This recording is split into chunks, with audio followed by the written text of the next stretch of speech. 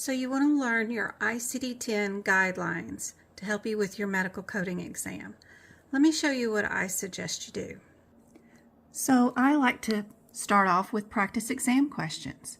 So looking at this practice exam question, you know me, I like to go to the answers first before I look at any of the question.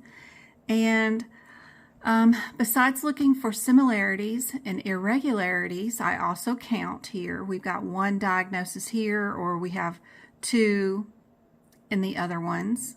I also like to look for similarities.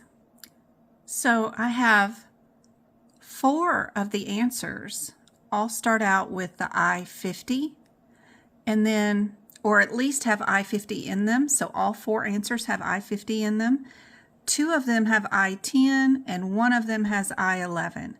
Thinking about that, the first thing that I'm going to do is I'm going to stop and go look at the I-50. Since I have it in every single answer, I need to know what guideline is attached to that. And where do you find guidelines in the ICD-10 book?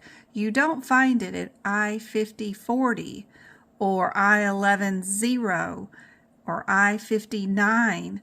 You have to find it at the first 3 digits. So if we go to I-50, what will you find at your first 3 digits is all your guidelines. They're right here. It's yelling at you in red font that you have to code something else first. What would that be? Our only answer with one of these in the red is going to be the one with the I-11, right? So turning to this one page in our ICD-10 book, I was able to figure out that this is my answer and I have to code this code first, just by looking and stopping at my first 3 digits.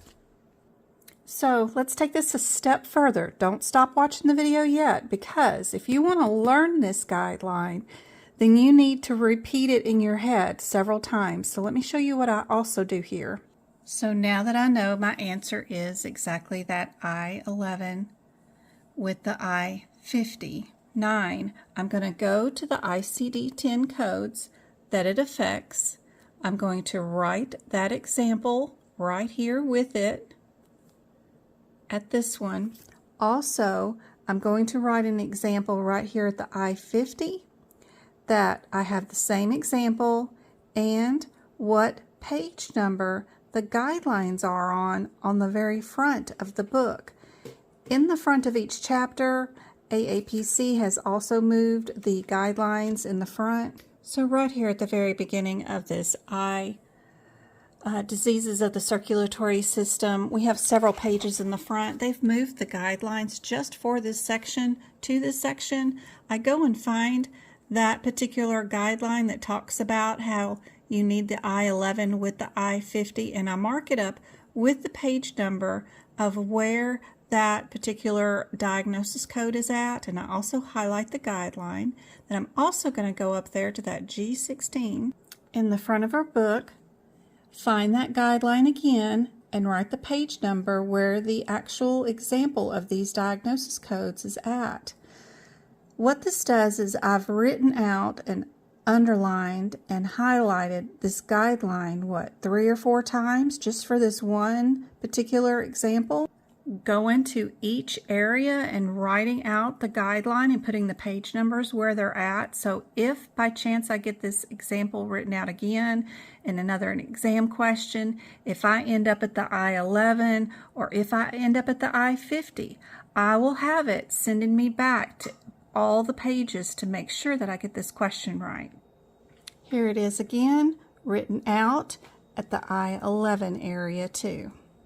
You do this kind of prep work with every single one of your practice exam questions. I guarantee you will start learning those guidelines. It'll become a lot more familiar to you when you're seeing the particular codes in a certain order on different exam questions.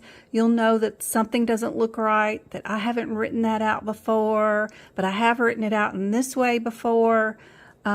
It's truly super helpful. Repeating tasks like this is easy, fun, and helpful for any medical coding exam. If you find this helpful, please share, like, comment, and let me know what else you would like me to go over for your next medical coding exam.